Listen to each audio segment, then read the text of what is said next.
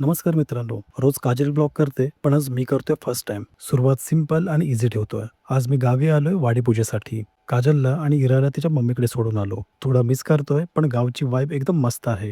सकाळी उठल्या उठल्या आधी पोटभर नाश्ता केला. त्याच्यानंतर पूजेची तयारी करायला खाली गेलो. पण बघतो तर काय सगळेजण आधीच कामाला लागले होते. रात्रभर जाऊन पूजेचा पाठ खूप सुंदर सजवला होता. मग थोडा गावात फेरफटका मारून आलो.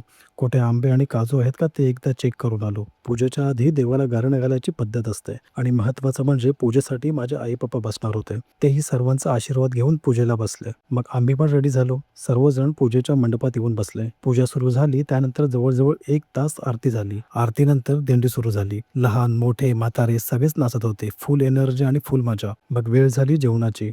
म्हटलं वाढायच्या आधी आपणच जेवून घेऊ.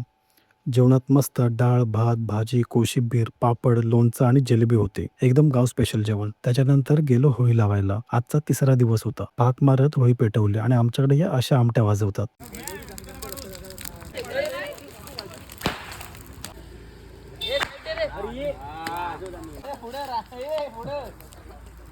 मग सुरू झाली नमनाची तयारी. नमन सुरू झालं आणि सर्वांचं लक्ष वेधून घेतलं म्हणजे ती संकासुराची एंट्री.